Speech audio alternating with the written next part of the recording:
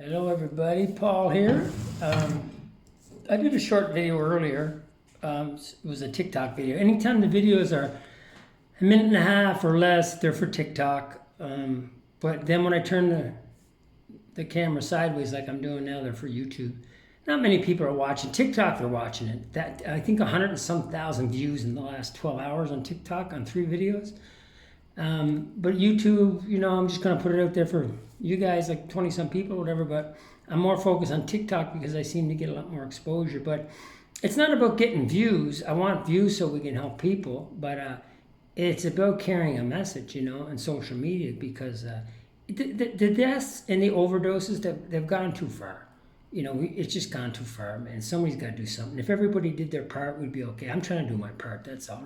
I'm trying to save the world. I'm trying to help a couple of guys out like I've been doing for 19 years. There's always a couple of guys a year, that I could help. And next thing you know, you help 100 guys, But a couple at a time, and then they help 2 people, and then you get 2 new ones, and they help 4 people. And, that's how AA started. Alcoholics Anonymous started with like 8 people in 1935, 6, and 7. And it wasn't until really 1938 or more that it had 100 people, but that's not 100% true because a lot of them had left, but I think well into 1940, there was quite a few people, but not like there is today, and we got social media, they had to take a magazine article, I had to go out in the paper, the magazine, an article on Alcoholics Anonymous, and that's what happened there, and then they went on the radio and it got popular, but we're doing the same thing here, I'm in Mexico. Not a lot of people speak English, but we were doing a Facebook Live thing earlier. It got stalled. I guess we got to unblock a whole thousands and thousands of people first, so it's on a pause right now. But I don't really know because I don't speak Spanish. But I'm just going to keep doing what I do on this phone. So what are we talking about today? We're talking about resentments. Okay, we're talking about resentments. Earlier we were talking about resentments, and it's the number one killer. It's the number one killer, And I like to say frustration, blaming, judging, anger, and resentments are all, it's the same solution. Like, it's the same solution. And it says this was our course, You got to realize that the people who are messing with us, right? You got to realize that they're messed up too, like we're messed up, And who are we to judge or blame anybody? We're alcoholics. It's ironic for an alcoholic to blame anybody for anything. Look at what we have done. Look at how spiritually sick we were, and still spiritually sick. Progress, not perfection, right? So who the heck are we to blame anybody? So we're going to ask God, when these people offend us, we don't like what they said, we don't like what they do, we don't like their symptoms, but, they, like ourselves, are spiritually sick. And we're going to ask God. We're going to ask God to show them patience, tolerance, and pity, Because love and tolerance is our code. It says right there in 84, like love and tolerance. We have a code. We have a code, and it's love and tolerance. And if we don't live by that code, we're going to be in trouble. It's going to be like, resentments are going to be like what they say over and over again. It's like drinking the poison and expecting them to die, And we're not letting them off the hook. Said it a million times, we're letting us off the hook. I'm a free man today. I want to be free of resentments, anger, judgment, blame, and frustration. I want to be free of that. Some people don't want to be free of it. They like, the book talks about how, gossip barb with anger and is a luxury, and, anger could be a luxury, resentments, but we also leave it better up to those who can better handle it, the normies. We can't handle it. We can't handle deep resentments for a long time. We end up drinking because the pain is too much, and we know how to fix the pain temporarily. What we forget is the pain that's coming after we fix the pain that comes after that when we're drinking and using. That's what we forget. So there's the resentments and frustration and blame and everything, and so we're going to ask God, we're going to say a little prayer. God, help me from being angry. This is a sick person. How can I be helpful? Thy will be done. That's a little prayer, a little step 4 prayer on resentments. And then we're going to look for our own mistakes. Where was I selfish and self-seeking and frightened? Where was I inconsiderate? Where was I in when it came to accepting in tolerating spiritually sick people. People tolerated me. Some of them didn't, some of them did. My mom did.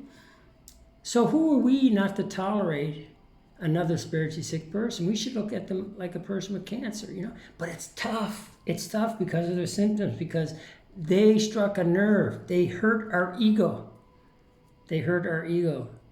And we don't like that.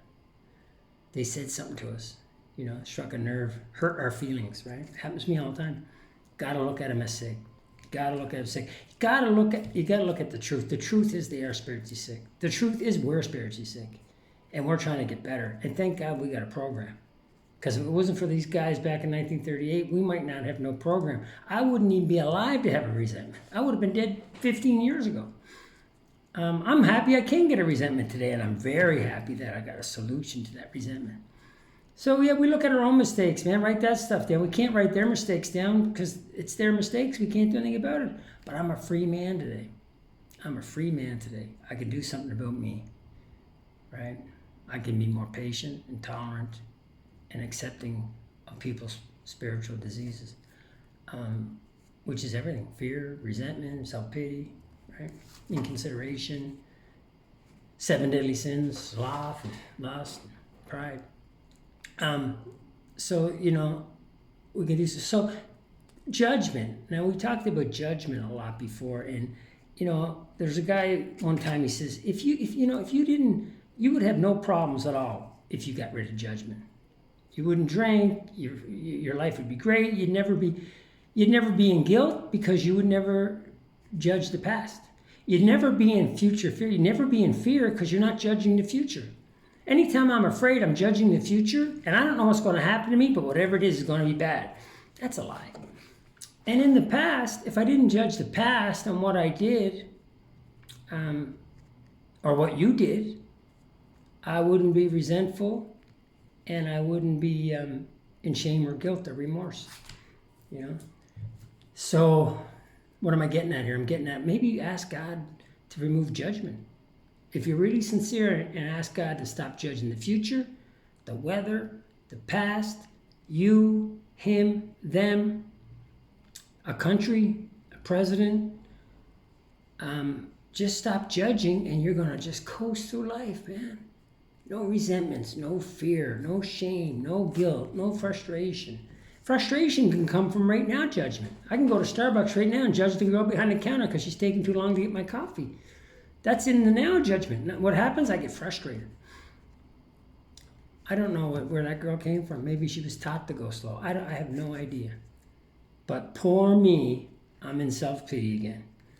But when I wake up in the morning, and I do this a couple of 100 times, and ask God to divorce me from self-pity, guess what happens? After a while, self-pity starts to fade away. I love it.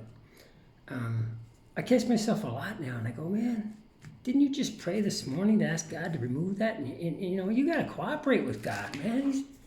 You got to be sincere, and you got to be ready to catch yourself when you're in self-pity. God, you know, faith without works is dead. Like, God wants us to cooperate. He's going to meet us halfway. He's not going to chase us. God, I mean, I don't know. This is my opinion, and everybody says it, but God's going to meet. We have to go to God. He's not going to come to us.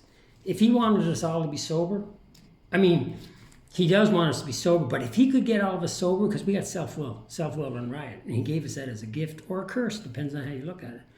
But if he wanted everybody to be sober, we'd be sober. But it's up to us. He wants us to go to him. He wants us to love him and his children, and he wants us to be generous. That's what the Bible kind of says. You know, that's what Jesus kind of preached, and that's my God. My God is basically a God of kindness and love and generosity, and he's also a God where I have to surrender to him. He's not going to surrender to me. So hopefully that helps on the, you know, we'll talk about fear later. Basically, fear is just do God's will. Just play the role of your signs. Don't worry about what happens because it's not your will anyway. Don't beat yourself up over because it's God's will. If it's really God's will and you get fired, blame it on God. You know? But watch what happens after you get fired. Watch what happens down the road. Watch what you see happen. And if a better door doesn't open up, see it all the time. You know, I look back now, could be good, could be bad, you know. The old Farmer Wong saying, right? Anyway, that's about it. This is a very long video. I'm going to try to upload. I'll talk to you guys later. Bye. Love y'all.